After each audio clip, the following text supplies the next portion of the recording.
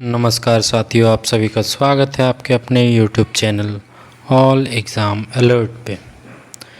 तो ये जैसा आप देख पा रहे हो थंबनेल पे कि जो एसएससी जीडी 2026 है वो वापस से जो है पेपर लीक का जो है इन्फॉर्मेशन सामने आ रहा है, जो कि आगे मैं आपको विथ प्रूफ जो है दिखाने वाला हूँ कि किस तरह से जो है पेपर लीक हुआ और इसे जो है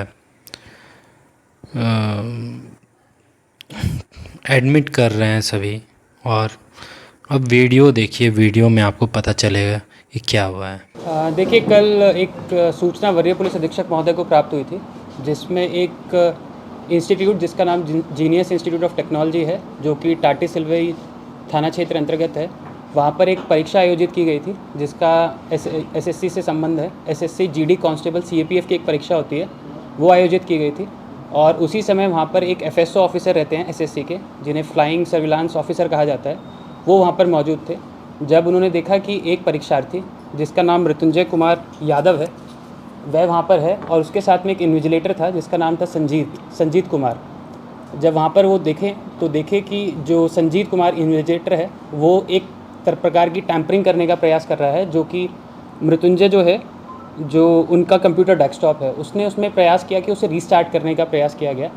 तो क्योंकि मामला काफ़ी गंभीर था, तो इसी को देखते हुए वरीय पुलिस अधीक्षक महोदय द्वारा एक एसआईटी टीम का गठन किया गया, जिसका नेतृत्व अमर कुमार पांडे कर रहे थे। और उसमें टाटी सिलवे थाना प्रभारी मौजूद थे और टाटी सिलवे थाना के बाकी पुलिसकर्मी भी शामिल थे। जब ये टीम वहाँ पर पहुँची और उसके साथ में साइबर थाना और I4C, जो कि एक साइबर एक्सपर्ट के तौर पे जाना जाता है, उसके साथ भी हम लोगों ने समन्वय स्थापित किया। जब ये सब लोग वहाँ पर पहुँचे तो देखे कि वहाँ पर टैंपरिंग करने का प्रयास किया गया है। जिस कंप्यूटर पे परीक्षा को देना था, वहाँ पर उसे टैंपर करके उसे रीस्टार्ट करने का कुछ प्रयास किया गया था। तो इसी को मद्देनज़र रखते हुए सबसे पहले मृत्युंजय कुमार यादव को हिरासत में लिया गया, और दूसरा संजीत कुमार, जो कि वहाँ पे इन्विजिलेटर का काम करते हैं, उन्हें हिरासत में लिया गया।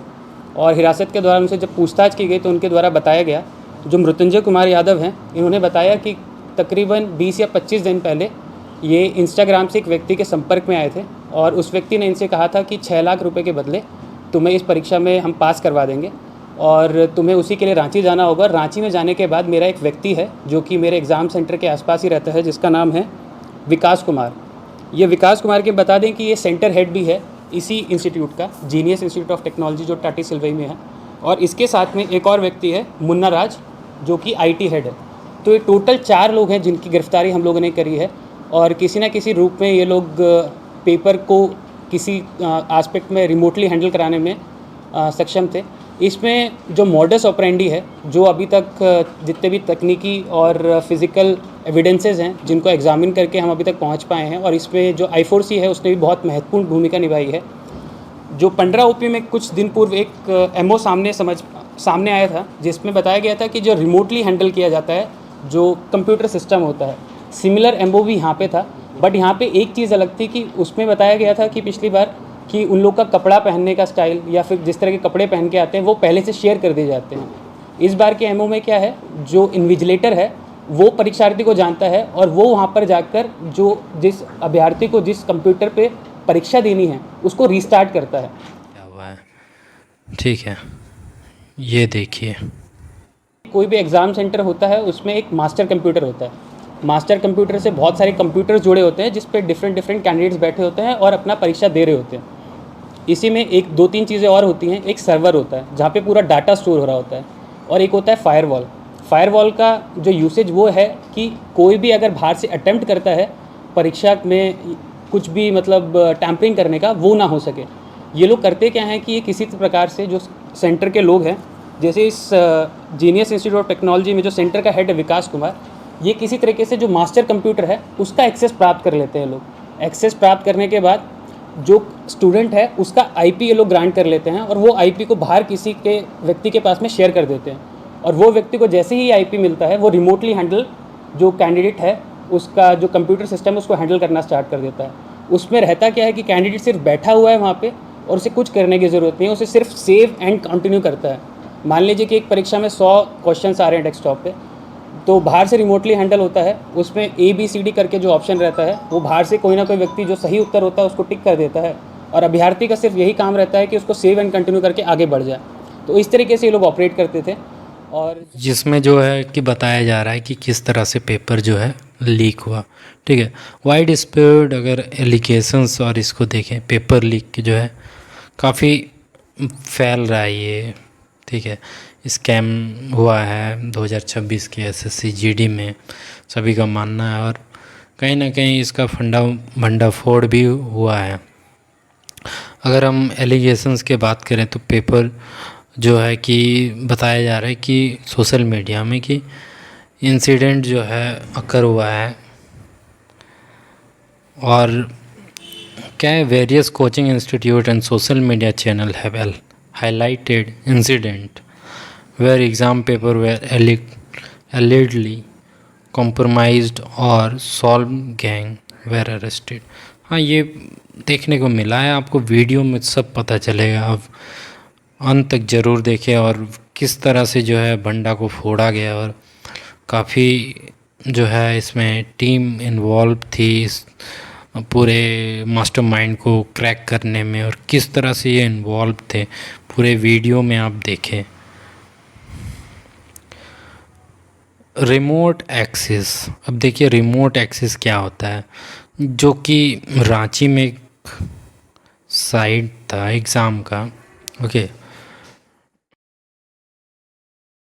वहाँ पे क्या होता है कि रिमोट एक्सेस होता है। ठीक है, मतलब जो एग्ज़ाम सेंटर पे जो कैंडिडेट गया हुआ रहता है उसके कंप्यूटर के पहले से उसे जो है वो सारा डिटेल निकाल लेता है। मतलब अब देखिए सारा सॉफ्टवेयर का गेम है, और इसमें everyone is equally related to each other.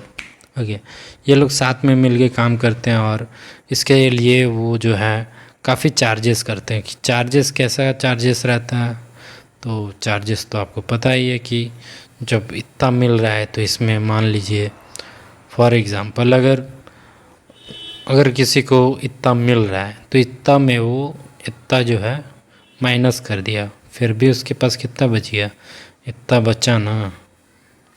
ये ऐसा गेम चल रहा है, पता नहीं पेपर लीक कब तक ये चलेगा, और ये कभी सुधार होगा भी इस सिस्टम में या फिर ये ऐसे। लेकिन आप ऑन द रिकॉर्ड अगर आप देखो तो पेपर जो लीक हो जाता है वो हमें मतलब कि जो पता चलता है, पिछले माह में 3 या 4 केसेस हम लोग ने किए हैं, उसमें हमेशा सेंटर हेड जो रहता था वो भाग जाता था। इस बार भी उसने भागने का प्रयास किया था। जो विकास कुमार है, ये नालंदा का रहने वाला है, और इस बार भी इसने भागने का प्रयास किया, परंतु DSP अमर कुमार पांडे और उनकी पूरी टीम ने उसे हम लोगों ने पहले ही दबोचा रांची छोड़ने से पहले ही। इस प्रकार इसमें टोटल 4 लोगों की हमने गिरफ्तारी की है। इसमें सबसे पहला जो व्यक्ति है वो है मृत्युंजय कुमार यादव, जो भी अभ्यर्थी था, जो ये बेसिकली सिवान का रहने वाला है, बिहार से, और इसको अपना सेंटर बिहार डालना चाहिए था, पर जिस व्यक्ति से संपर्क में आया था उसी के कहने पर इसने अपना सेंटर रांची में डाला था, क्योंकि रांची में जो विकास कुमार है जिससे इंस्टाग्राम पे इसकी बात हुई थी उसके संपर्क में था, और विकास से आने के बाद ये कल सुबह परीक्षा 10 बजे से लेके थी, 10 बजे से 11 बजे के बीच में थी। उससे पहले 8 बजे आने के पश्चात ये विकास से मिला था, और सारी की सारी सेटिंग इसने विकास के साथ मिलकर की थी। जो दूसरा व्यक्ति है इसमें संजीत कुमार, वो इन्विजिलेटर है, तो वो परीक्षार्थियों पे नज़र रखता है, किस किस परीक्षार्थियों को हमें चिन्हित करना है, किसका परीक्षा हमें पास करवाना है, उस पर नज़र रखता है ये। और दूसरा है मुन्ना राज, जो IT हेड है।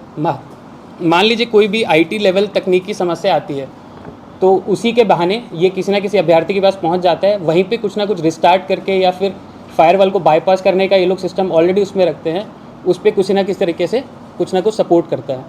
रही जो जब्ती है, इस पर हमने 2 मॉनिटर हम लोगों ने जब्त किए हैं, इसके अलावा 3 CPU हैं जहाँ हम लोग जब्त कर पाए हैं, और एक वाईफाई डिवाइस है जिससे रिमोटली एक्सेस ये लोग करने का प्रयास करते थे, वो हम लोग ने जब्त किया है।